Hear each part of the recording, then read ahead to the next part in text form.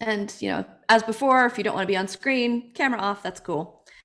Hello, everyone. My name is Marguerite Honoree du Chanot. I am Seneschal for Storvik in the Kingdom of Atlantia. I am also Deputy Kingdom Web Minister. I think that's official at this point, but don't quote me on it, for virtual courts for Atlantia. And separate from all of this mundanely, I have a very deep background in theater, both from the onstage and offstage perspectives. And I also have been doing video in one form or another online, that sort of stuff, for a pretty long time. Experience working for Congress and that sort of thing. So some deep experience bringing to the table here. So first thing we're going to do is just talk through what are the tools, the ways that you can upgrade just your physical tools to make a web stream, especially a court web stream, a little bit better. And then we're going to talk a little bit about how you pull together all of the information you need, which some of this Sophia touched on earlier, but how you pull together all of the pieces that you need to create a really good live stream, a really strong one, and be prepared in advance. So on the day of, you're not stressed and tearing your hair out. Instead, it's at least a somewhat enjoyable experience. And then I am hoping, with the time that we have left, to just sort of talk through some examples. For those of you who are in Atlantia or who sort of had an eye on some of the Atlantean Facebook streams, we had what may be the first official live stream of a in-person event yesterday. And Ari, who is also on this class, and myself are the two people who were on site making that happen. We had Sophia and another person, Eldrith, in the Zoom room handling the Zoom side of it. So hoping I can share a bit of that with you guys, let you see the stuff going on in the background. So first off, let's look at some of the tools. Oh, and I need to be made a host so that I can share my screen, please.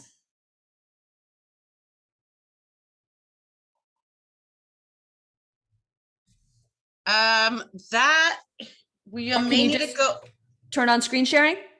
I don't know that I can do that. So you don't have, they didn't make you a host? They did not make me a host. Okay. So we need to go back into the other room. So all right, I will be right back. We will be back. Yeah. Yep, I'm that person that drinking makes me get. Are you trying to turn on the recording again? No, Elgitha, we need to make Marguerite a co-host. Okay, hang on just a second. Thank you. Not a problem. Great, thank you very much. Okay.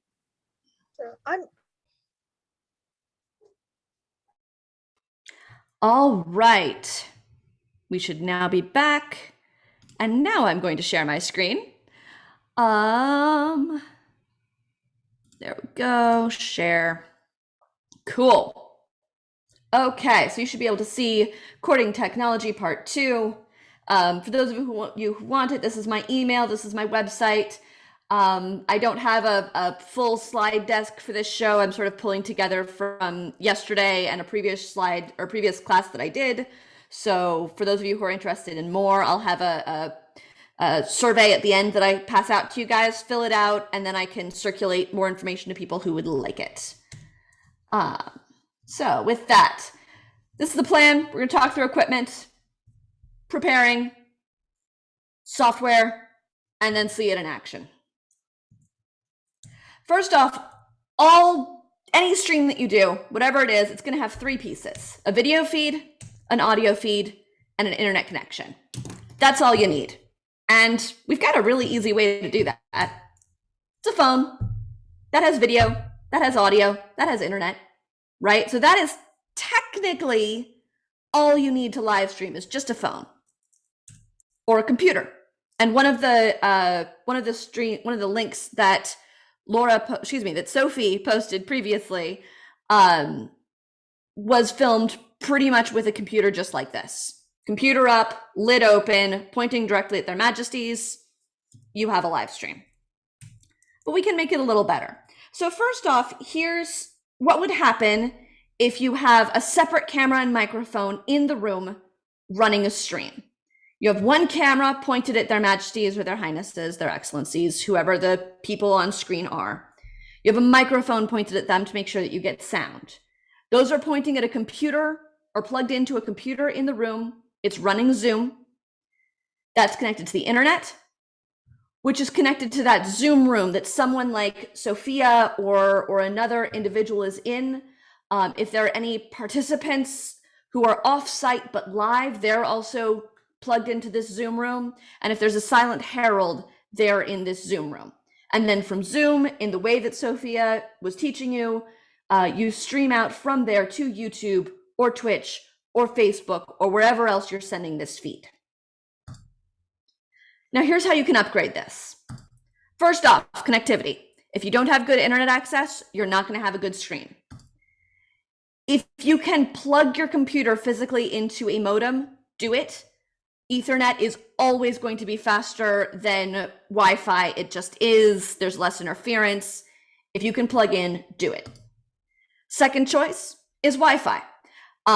Distance from your Wi-Fi hub and obstacles between you and that hub do matter. They will make the stream less efficient.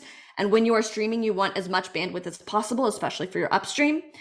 So you want to be as physically close to that hub and with as clear a line of sight to the hub as you can manage. If you've got walls in between them, see if you can rearrange things slightly. Another decent option is a mobile hotspot. It's a really, really good backup to have if you're not sure what the internet access is going to be like. The tournament that we streamed yesterday, that was all done on an AT&T hotspot, a separate one. Usually the dedicated hotspot devices are a little bit more reliable and easier to use than a phone. This is one of those things that you want to test in advance again and again and again so you know what's going on, because if you have to go to your backup, you want to know that it is rock solid. The final option, this is always a choice that you can do, especially with courts or live events. You don't have to stream it live. You can record it. You can broadcast it later. There are, on YouTube, there is an option when you upload a video to do it as a premiere. So it goes live at a certain time as though it was streaming and people can comment on it, but it's just not actually happening live. It's happening when you said you wanted to start. So this is another option, and don't discount it. Now, how can we upgrade our equipment? First off, let's talk about audio. You can have an external microphone. There's some different options here. You can use a USB microphone. That's what I'm using right here on my setup. I've got a blue Yeti right here with a pop filter on it. Really good option, solid. Not the most mobile, but it gets the job done. Really good quality sound. You don't need to spend a whole bunch here, but you can if you want to. You can also get microphones that use a plug called an XLR. It's round and it has 3 pins inside. This is a professional level connector. The quality is a little bit better and the equipment can be actually surprisingly cheaper, and there's a lot more of it. This also gives you the option to plug into a soundboard for mixing, which means that different microphones, you can adjust their levels independently and very quickly and easily, which becomes essential if you've got a hot mic that you're leaving somewhere at a live event like a Crown tournament, and you realize that their majesties are about to have a conversation right in front of your microphone with someone else and may not quite have caught that they're right by the mic. For any option that you're doing, especially with audio, you want extra cord. You want long cord because you don't know when you're going to have to run that microphone halfway down the field or back. So just have a long cord to connect to your system. It's always better to not have things pulling at your computer and your equipment and be fighting with the length of your cords. Now, the pros of all this: better sound. You can get it closer to your talent. Some equipment may be less directional, so you can capture different speakers or different spaces, but also have spaces that aren't live, which can be very useful. The cons: they pick up everything. If you're in a hall that has a lot of echo to it, if you're doing an indoor stream, it can be a really, really big challenge, especially when you've got a Herald who is used to using Herald voice and just filling a space with sound. And it becomes so echoey and blows out the microphone to the point where people on the stream can't hear it. So that's kind of a balance that you're trying to find with things like microphones. And this, again, this is a place where you don't have to spend a fortune. There are some really good, expensive pieces of equipment you can buy. You can drop thousands of dollars on sound equipment if you want to. But there are also some pretty cheap routes that will serve you pretty dang well. Another option is a lavalier microphone. I have an example of that right here. This is a Rode Wireless Go.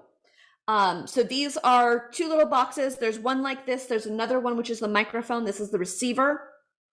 And basically you plug this into your computer in one way or another, and you put a microphone on the person, and then you can hear their volume very easily, but other people less so. You do need, for that kind of setup, you usually want a mic for every speaker or a separate microphone for random sounds. You're going to need some way to mix that sound, usually a soundboard or an application. You can also do it in OBS if you're using it, but it can be hard to find the sliders. So if you think you're going to need to adjust that during the stream, it's nice to have an external control. Pro, the microphones are really close to the speaker. Sound quality is better. It's less echoey. Individual units can be cheaper. And if you're mixing, you can bump up quieter speakers and dial back on louder individuals like your Herald. But the con is that you do have to manage your levels a lot more. In a professional setting, in a show, there's going to be someone separate who is running audio. So if you're trying to run as lean as possible with just one person in the room doing your video, you want something that you can set and forget. It can also be a little bit hard to hide the lavalier microphones in garb. So if that's something that's important to you, it's a thing to consider. Finally, some cameras have microphones. Sometimes they're even decent. It's not the best option, but it's a choice. And so you may be able to use an integrated microphone in your camera and get okay sound.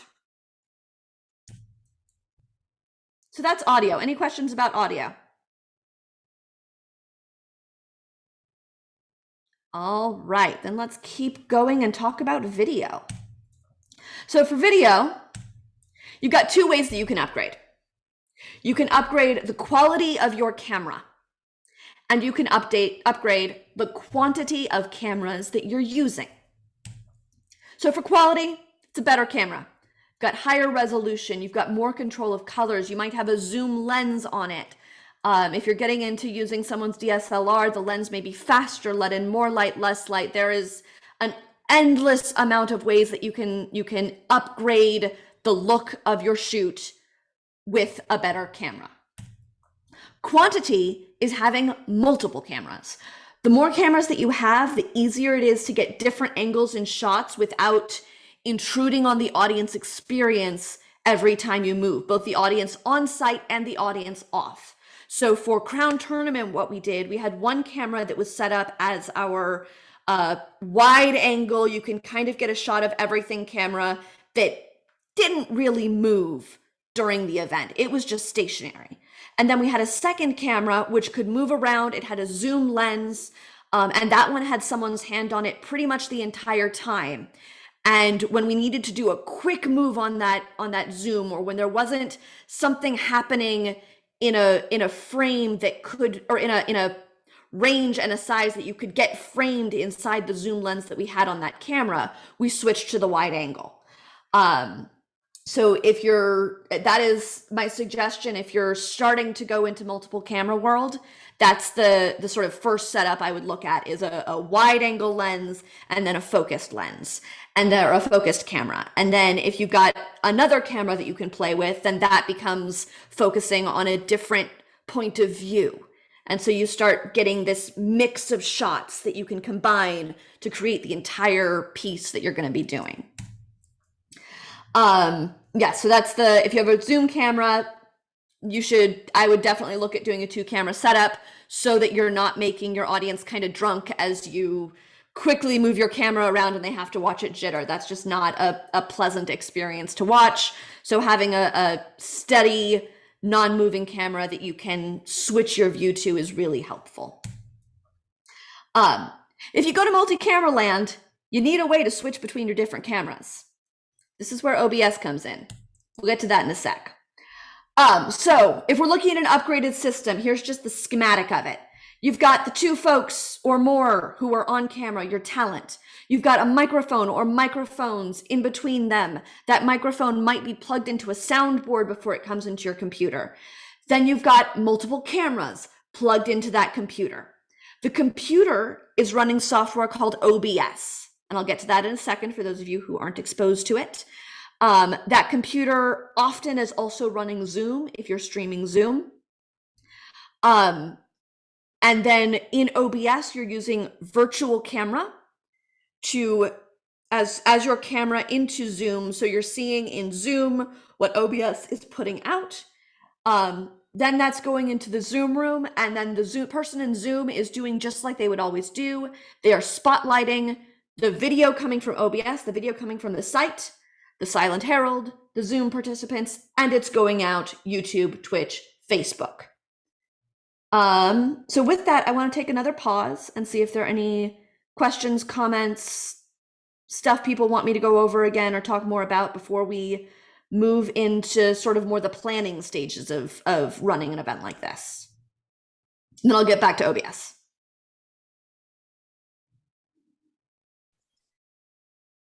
Cool. Are you going to talk about the option of using DSLRs as your cameras?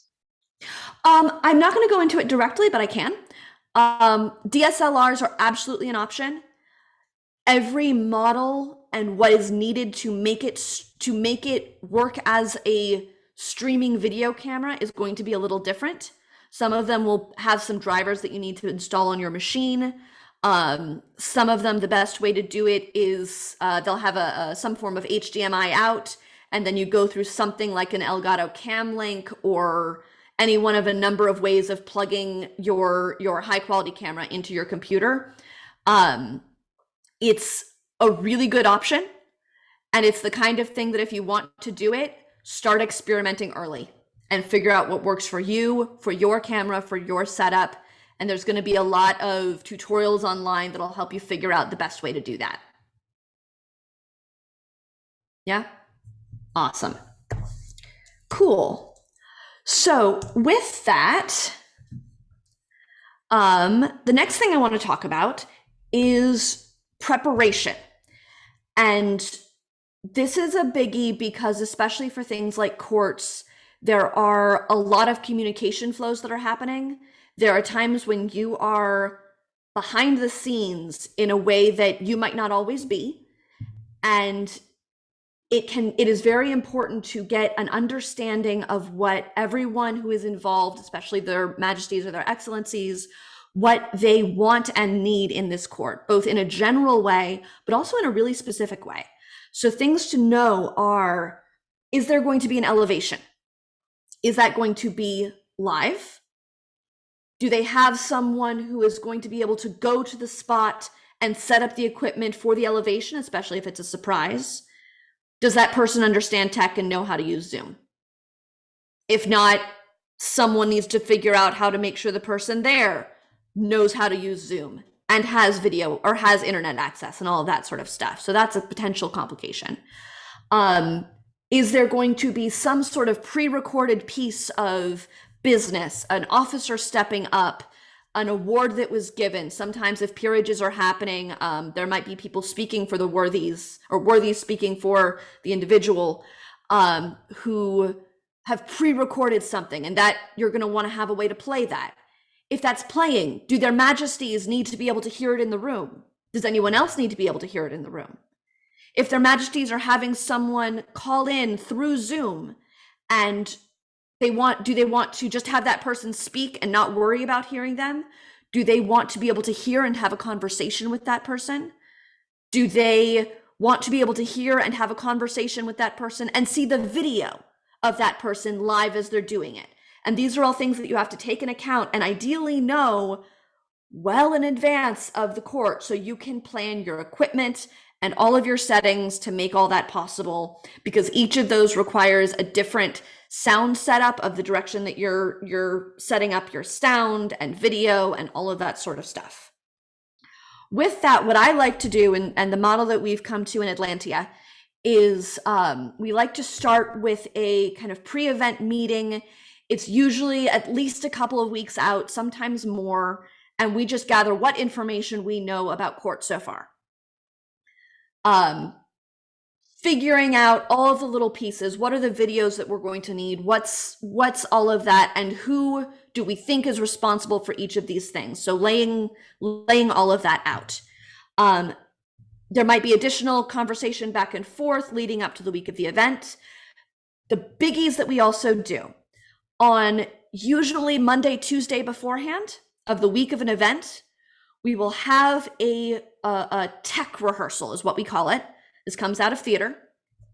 And this is where we just talk through everything from the top to the bottom, what is happening, who is responsible for each. We'll also hammer out things like, what does the start of the stream look like? Is this something where the person in Zoom is having control of the go button and turning on the feed by clicking out of a title card that they have up on the screen to the video live from the room?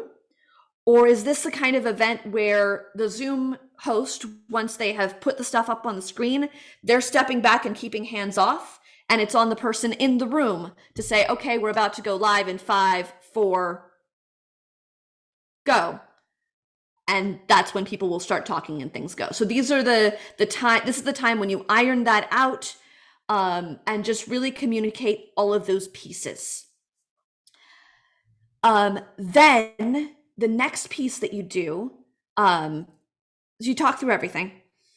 You might figure out what, if you're doing things in OBS, and I'll get into more detail in this in a sec, but if you're using OBS, this is a time when you're going to start thinking about what are your different scenes in OBS. What are the different pieces that you're going to be using? You might start thinking about what is the design of this entire thing going to look like. And this is important. This is a big way to level up your stream. And I'm kind of burying the lead here a little bit. Design is a huge way to level up your game. Even if you're just doing single camera in Zoom, if every single graphic that you show looks the same, looks clean, and looks polished, you immediately look like you know what you're doing. It's a really, really, really easy way to level up. And so I highly recommend whatever else you do, have a single background image and a single font that everyone is going to use for any graphic that you put on screen. Simple, easy, makes everything look better. So technical rehearsal, you're hammering everything out. Then on Thursday before the event, and this should be Thursday, not Friday, because you need to sleep and you need time to fix things. On Thursday, have a dress rehearsal. And the goal of this rehearsal is to run through everything from top to bottom. You are going to run the videos. You are going to practice switching your cameras. You're going to have all of your cameras, microphones, everything set up. If possible, do it from the location. If you have people who are talent and are open to doing it, get them to call in and be in your rehearsal as well, and get them to understand this is what it's going to feel like when I start. This is what my signal is going to be, so that everyone is on the same page. A lot of times you're not going to get royals and excellencies who are able to do that. Their schedules are very busy. But if you can manage that, it's really, really helpful. That should not be the first time that you run through anything. On your own, each person who is involved should independently be practicing every piece of what they are doing, so that when you are in that rehearsal, you can just kind of run through it. And so that if something weird happens on the day, you've already encountered it. Your goal in practicing things at home, in rehearsing, is hitting every weird stumbling block that might happen and figuring out your way through that, so that when it happens on the day, it's not a big deal. you know what to do if your camera's not working, because it's happened. If you start seeing banding in your feed, you know what's going on. At tournament yesterday, my camera wouldn't work. We did not use my DSLR. That's why the wide stream was not a great shot, because we had to go to the backup webcam. We figured out my cord was humped and no one had a backup cord. So that was something we hadn't seen before, and we had to figure out on the fly. And it would have been really nice to have gone, oh, I know if I see that kind of green banding, that means that no, actually my cord is done, and just don't even try and make it work. It's not going to work. Go to your backup, move on with your life. So rehearse, rehearse, rehearse. Things will still happen, but you can always rehearse, and you might pick up the worst of them. Cool. So with that, I do want to show one more thing. This is a document that I did for tournament specifically, which is really useful. And this actually comes out of teaching acting.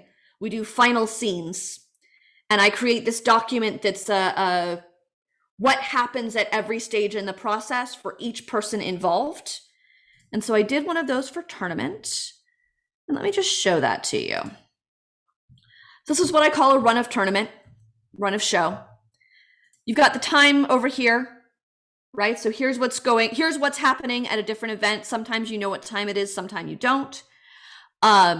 You've got a row for each person involved. And you're just going through, and you're able to see at this time or at this point, this is what I'm supposed to do. And this is the set of things that need to happen. So for example, at 11 a.m., the people who needed to were signing into Zoom. We had some things that we needed to check on and made sure that those conversations were happening. At a certain point, and this is not how it ended up working, but that's a different thing. At some point, we needed to confirm that we were ready with the Zoom room. And then we said, I was going to say, okay, let's go. Eldrith, who was responsible for the Zoom room, said, okay. And she began the tournament stream. We both confirmed that the stream was live. Then I made sure people know the combat cameras were going to go on, and turned on the cameras, which were then playing on the tournament stream. So it's just, you go through and you think through what are the things that each person needs to do? What are the things that should be showing on the video, and who needs to do what to set that up and have that process be as clear as possible. And this is a format that I've found that is useful for it. Breathing is also important. At the end of the event, you're going to need to breathe. So that's what this document looked like, and I'm happy to share a link later if people would like to see that. Any questions before I move into sort of the more OBS of the world?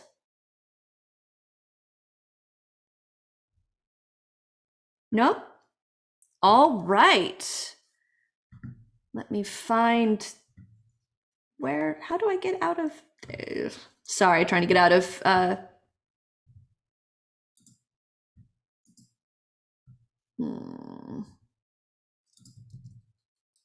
there, that'll pop me out. All right, so with that, now let's talk through OBS specifically. And I am going to share this screen. You're going to see a few things on it. It's not just OBS. So this right here on the left is OBS, called Open Broadcast Studio. Right now I've got the emergency standby card on because everything else has sound and stuff on it. But if I switch over here, you should see, here I am. Hi, it's me. This is OBS. So first off, in OBS, you've got a few different windows. This is your main window. This is what you're putting out or you're streaming. A cool thing, you can go into studio mode.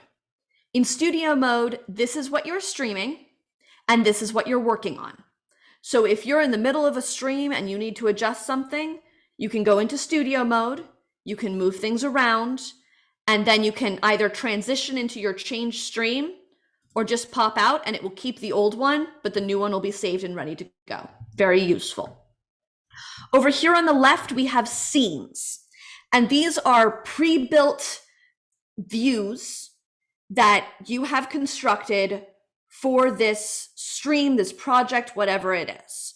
So you've got, for this event, this is the tournament setup that I have. We had 2 cameras, the DSLR and the webcam. I have an emergency standby card. It looks like this. And that is just something that I can throw up if we're having issues. I have never had to use it, but it's really useful to have. We've got a pre-show, and I don't think you guys can hear this sound yet. Give me one moment on that, actually. No, I'll leave the sound off for now. We've got a pre-show. It has some music going, which you can see. So that's some music that we have going. And in each scene, you have a set of sources that you have said, this is what's part of this scene. These are the pieces I'm using. So for this one, this pre-show, this is my Yeti microphone. Normally I would not have this in the scene. I've got it here so that when we switch over so that you can hear what's going on, if we do that, I can give you guys some sound. But this here, Road to Santiago, is the music that's playing. That is something that you add with this plus button, is how you get it, and it is an audio source. I'll show you that in a moment. But you choose a local file. You can loop the sound. So for something like this, which is a title card, I will have the video and the audio separate, and I will loop the sound. Restart playback when the source becomes active. That means that if I switch to a card that has this source, it'll restart it rather than starting from where it stopped last. And then this one, because I'm looping, it doesn't matter, but I can tell it to go away when you're done playing for video. This is the video that we're using, the tournament pre-show video. In this case, it is a video, not an image. It also has a source. I can loop it. I don't have to loop it. Restart it, so start from the beginning if I switch to this source. Same kinds of stuff. Over here, we have our audio mixer that allows us to have, we can see the Road to Santiago, that's that music, and we can adjust the level of that. Tournament pre-show, the video appears here because it could have audio. In this case, it doesn't, so it really doesn't matter. And here's that microphone I talked about before. Finally, over here, we have your controls.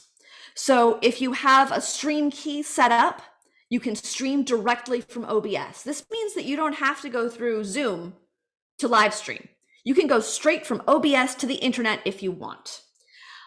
You can also record directly what you're doing. Again, you don't have to go through anything else. You can get this feed.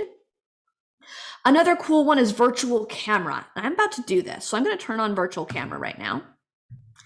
And then over here in Zoom, I can figure out how to get there. Maybe not.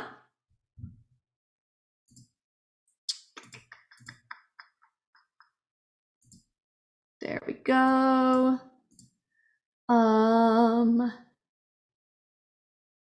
Not gonna try. Anyway, by doing this, by turning on virtual camera, I can make that what you see in OBS, because in OBS in the bottom right, you have the ability to select your camera. And when you do that, you just select Zoom virtual, or excuse me, OBS virtual camera as your input into Zoom, and then that will be what is showing on the screen.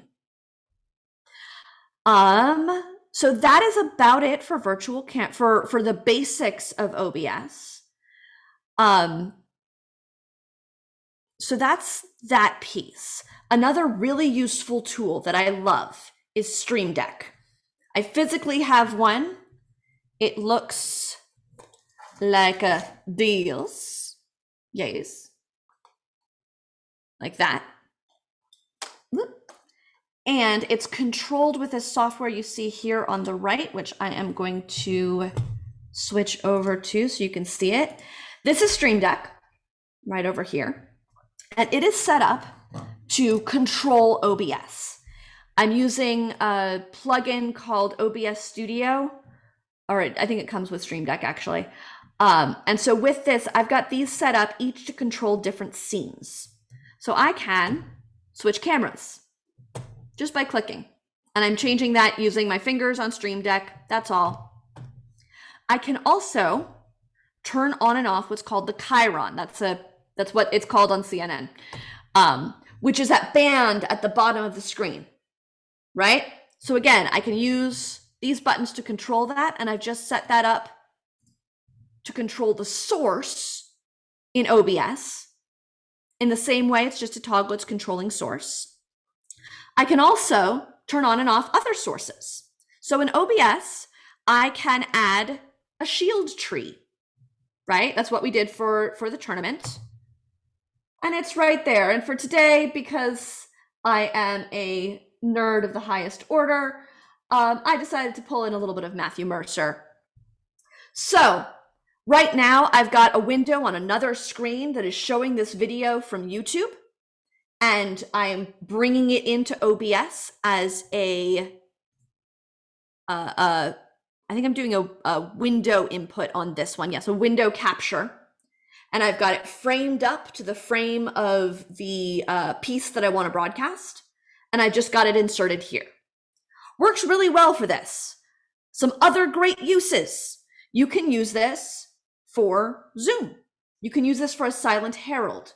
You could use this to put one speaker on one side of the screen from one location and one speaker from another side of the screen on a different, or speakers from two different locations next to each other on the screen, right? So the possibilities become really interesting here. And this is a really interesting way to start leveling some things up. And you can, with your Streamdeck, control whether or not it's visible. So you can easily flip between different views with multiple people on screen and any of that sort of stuff that you need to do. Any questions? Cool. I will say, if you are planning to bring someone from Zoom into here in this way, and then go from here back out to Zoom, you're gonna need to do some handstands and some cartwheels to get everything to function correctly, especially for sound. Sound gets very interesting on this. Test it, test it, test it, rehearse it, rehearse it, rehearse it. You may end up needing to stream from OBS out. That is a much simpler way to do it if you're trying to bring stuff in from Zoom. So that would be my first suggestion, is to go Zoom, OBS, internet, as opposed to OBS, Zoom out, or Zoom, OBS, Zoom out. You get the idea. Let's see, other stuff involved. One other very interesting thing about OBS, and this is those Chirons that I was talking about. This is my file for Chiron. I'm using Photoshop, which I really like. I know it's not cheap. I would highly recommend an Adobe subscription for someone.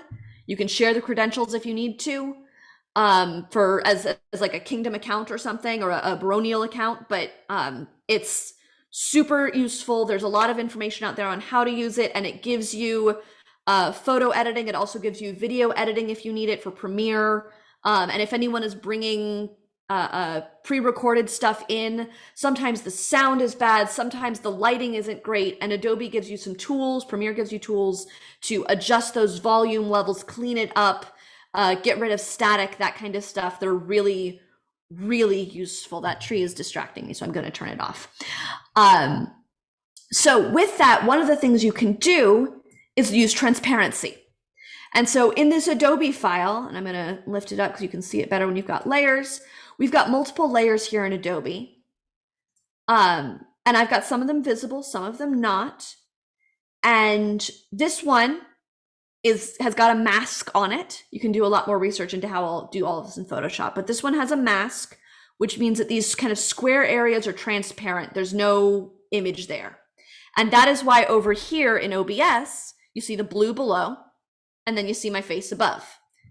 The stack here in sources is the order at which things stack. So if I take my Chiron and move it below my DSLR, which is what I've named my camera, it goes away, it disappears. That's not my Chiron, that's my Chiron. If I do that, it comes back. Another really interesting and useful piece of this is that what I've imported here, I'll show you how I do this. I come in here and I say, give me an image. And I'll give it a new image. I'll call this foo image just to make it different. And then I'll browse to somewhere on my computer. And we'll go to SCA. You're getting to see how I do all my files. We'll go to recording. No, I want that. I want that. I want my titles. There it is, Chiron. So that is a chiron.psd. One of the nice things about OBS is that you can bring in many file formats, including Photoshop files. You don't need to export it as a JPEG or as a PNG. None of that. You can bring a straight Photoshop file into OBS. What that means, I'm not going to add it because it's already in here, but you get the idea. You hit open, and then once you do, it will look like this. That's what the screen will look like once you've loaded it. By bringing in a Photoshop file directly, it means that if I want to turn off this layer about crowning, because that's not what we're doing right now, I hide it. So you can see it went away over there. Now look over here. I'm going to hit save in Photoshop. And over here, it went away. So I can edit text or images live during my stream. So that's how, for example, during the tournaments, when I was putting up round 1, round 2, round 3, that's how that was happening. Or now this person is speaking, that person is speaking. I will say, in anything that you are doing that is editing things on a screen, take into consideration, A, how much it's going to stress you to move things around in general versus just having things steady and good to go. But B, if you are working outside, it is going to be hard to see your screen. It's going to be really hard to see your screen. So test that. It's another thing to test. If you can't get to the venue and test it out and test it there, at least if you're going to be outside, take it outside, go under a tent. How does your equipment do? Does it overheat? All of these little things, test everything. But still, very interesting way to do the Photoshop pieces. You can bring images in, all of that sort of stuff. So that's the basics of how all this was set up and how it's run. And you could eventually get to a point where one person in the group or the kingdom is building this OBS file. It's something that you can export and you can share. So potentially one person could build it, send it to someone else who's on site who understands the basics of how to run it, but maybe doesn't want to do the construction. And then that person could click the buttons. You could have OBS running, the person who is actually the Zoom host and in the room could be the one running your OBS. And then, so then they're just getting one feed from the location, but then in that Zoom room, that's where those Chirons are getting added. That's where the other stuff is happening. So that's another setup that you could look at and play with and try and figure out a little bit. So there's a lot of room for experimentation and play in all of this that we can find some interesting and better ways to do this.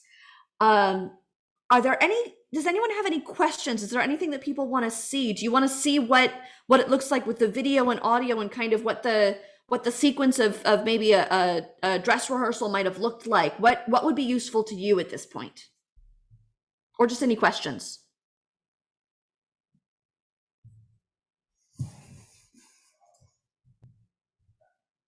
Hey, Marguerite, I want to make sure that the rest of the class has the chance to go first. And if they're thinking of questions, like, let that happen.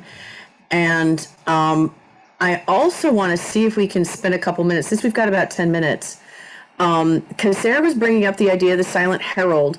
And I know that we have not gotten to a final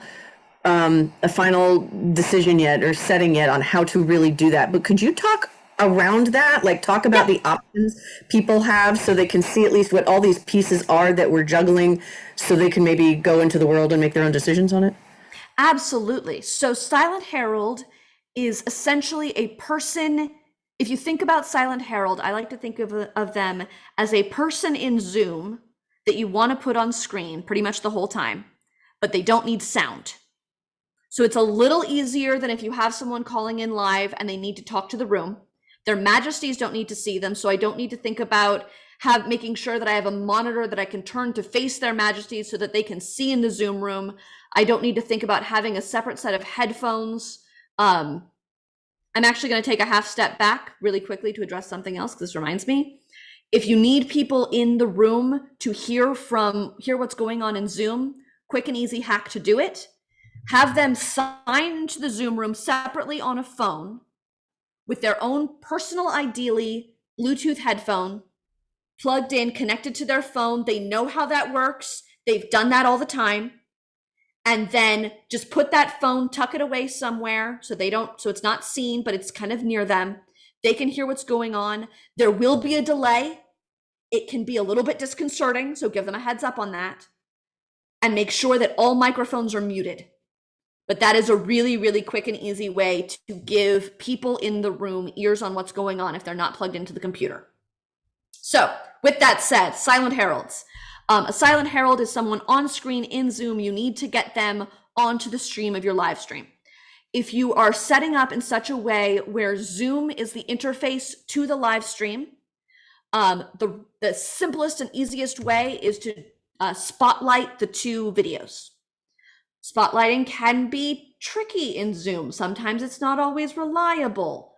That being said, you can also just have everyone else turn off their cameras and have the herald keep their camera on. They will be on screen. Advantage, simple, easy, it works. Disadvantage, you end up with two pretty big people on screen. It's equal width, it's equal weight. That's not always ideal. So that's kind of the first option. The next option would be if the Zoom person in the Zoom room, let's call them the Zoom host, is then sending the stream through OBS to go out. Then what they can do is set up basically tell everyone in the Zoom room to keep their cameras on and don't go into presentation mode, don't spotlight. And then instead you add that Zoom room twice as a source, probably doing it as a window capture, and frame each picture separately. And then you have the Zoom the main screen or the main video as one, and you can put the silent herald wherever you want them to be on that screen. And that is probably the cleanest way to do it if you have someone running OBS who is comfortable running OBS as part of that Zoom flow. The other way to do it Something is, before you move on. yes. I just want to ask about this. I'm learning this part too. If I remember correctly, if you do anything in the Zoom, like turn off or on a camera or somebody logs in and out, then all of that framing you just did that pushes into OBS changes. Yep. This is Okay. why you keep the camera off. Or Yes. you have everyone keep their camera on in this instance, because you're controlling when they come on screen and when they aren't. So that's Right. more work for that person. They have to do more of it. And then you are also yeah. Yeah. Okay, so you have everybody keeps their camera on, Mhm. and you just stay there. Don't just move stay there. anything, touch anything. Don't breathe on anything. And so the Well, OBS you is also can. view. Yes, you also, Stay as on Zoom, and this is true for everybody, you can drag and drop people in Zoom. So you can reset the order if you need to, as long as the number of people don't change. So people can turn on and off mics potentially. It is something to experiment with, and we haven't played a lot with it yet. It would be- Yeah. The other way to do it is if you are running OBS from the site and wanting to do a virtual Herald, in which case I would recommend probably not going through Zoom to go back out. So just have it be one way, Zoom into OBS, OBS to stream. So probably I think the way that I would settle on doing it ideally is to have OBS running on that Zoom, for the Zoom host is pulling into OBS, combining and doing a final shoot out. And there's nothing that says that the location and the Zoom host can't both be running OBS. That's totally fine. That's totally doable. So the location could still control start of cameras, stop of cameras, chyrons, all of that sort of stuff. And the Zoom host just handles people who are not on site being shown and bringing in that silent Herald picture for the final piece. So there's options. It's doable. You can also, using the Photoshop stuff that I was showing, you can build a frame for your video. You can build a frame for where the silent Herald should be so that everyone knows where that's going to be on screen. Lots of options with all of that stuff. Lots of room to play. Lots of room to grow. Any other questions, things people want to see?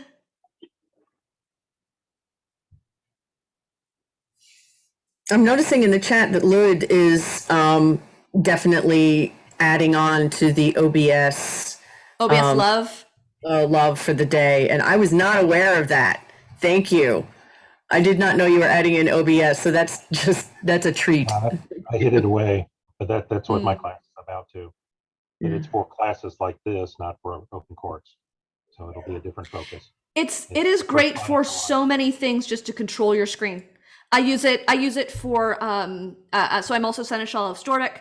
I use it for our I use it for our kingdom, or for our local event baronial meetings constantly. It's all good. He's having fun. He's having fun. I've got my buttons going. So with overlays.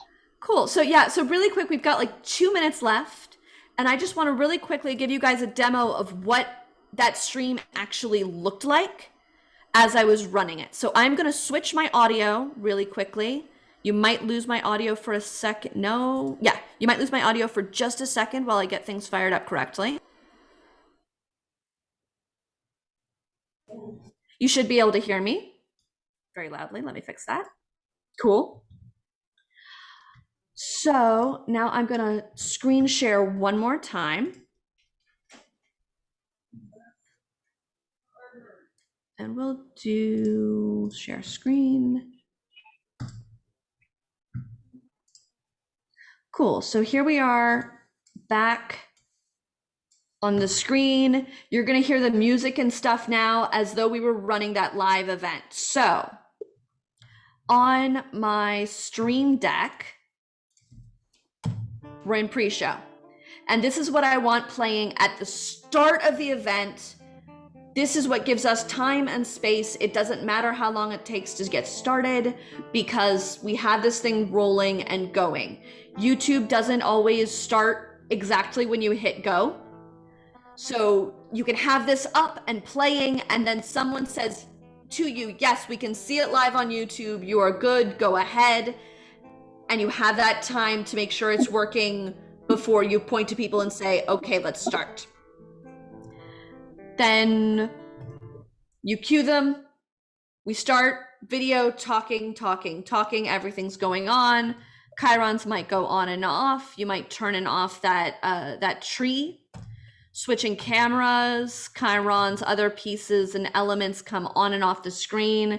You can switch however many cameras you want to do, anything like that.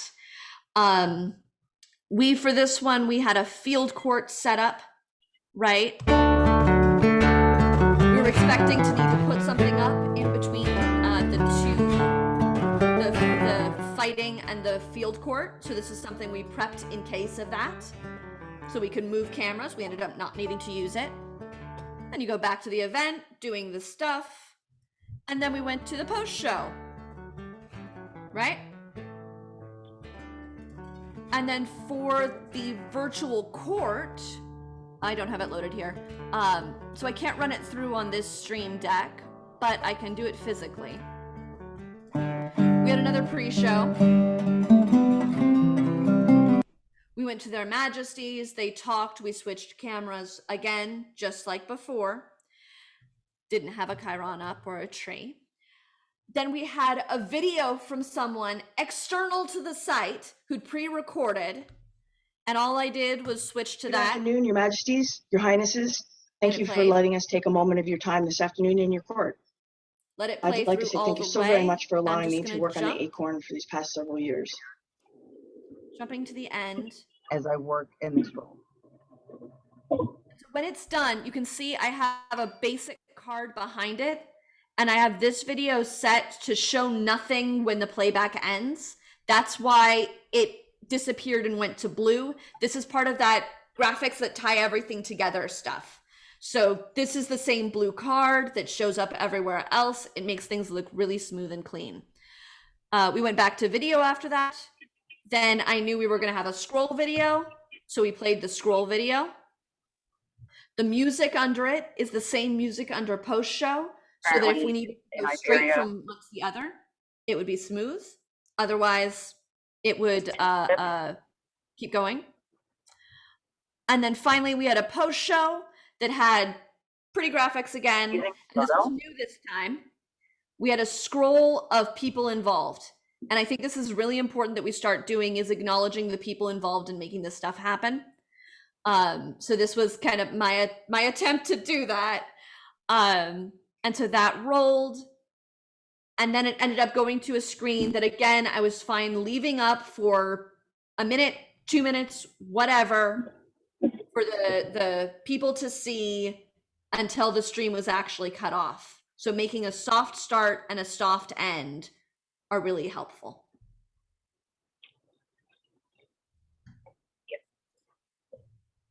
All right. So are there any other questions?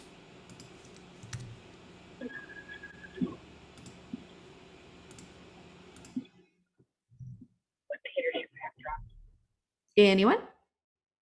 No, you can't hear I me. just Yes, have, you can. I have a quick one. I came in late, Yes, ma'am. and where can I watch this video? Where will they be posting the classes, the videos? So we will be posting all of the classes that were recorded for the 2 days in Kaid's YouTube page.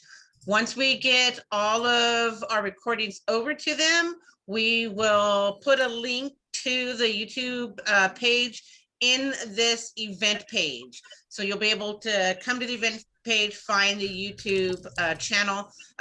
If you're from Kaid, we'll also post it in Kaid, but we definitely are going to post it in this event so that you can come back and find it. Fantastic, thank you. And also, if you give me, one second, I'm grabbing the link right now. I have a Google form, which you should feel free to fill out. And it's just a way to give us some feedback on the event. You can also, if you are interested in finding out more or kind of hearing about when we're doing things, I'm building a bit of a mailing list. So that's something that you can fill out and do, and we will, I'll share that information with Sophia. And it has a spot on it where you can say, please contact me, or please don't contact me. So fill in as much or as little information as you would like, no pressure. And so that is right here. And for the question about my theater backdrop, that is from the Folger Shakespeare Theater. It's a beautiful place. Cool. It is. I figured it was someplace in DC. Yeah. Yeah. I Hey, have strong um, feelings about that theater. I love them. Once you get that Kaid YouTube channel filled with juicy goodness, I would invite you to please also advertise that in Atlantia, because half the kingdom is here today. And just yesterday, we had a magnificent crown tournament that for the first time ever was live streamed, thanks to Marguerite and Honoree and a handful of other folks. So, you know, Atlantia is in a upswing right now of understanding the value of these great tools. And, you know, a bunch of Atlantean folks are here. So. And to that end, I have to say, the video pieces of tournament were important and good, and I'm glad that we had them, but it would not have been the event that it was without the amazing sound equipment and knowledge that Ari brought to the table. So definitely don't. Marguerite, are you trying to fight? What? No, I'm saying that you are awesome, lady.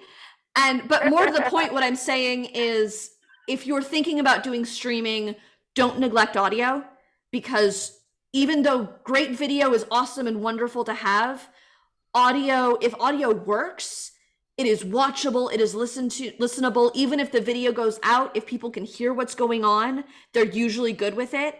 But if the audio isn't good, it's just painful. So audio is perhaps even more important than good video in this stuff. So I definitely suggest making sure all of that work. Super. All right, so we're 7 minutes past. We should wrap up. That's okay. My class is next.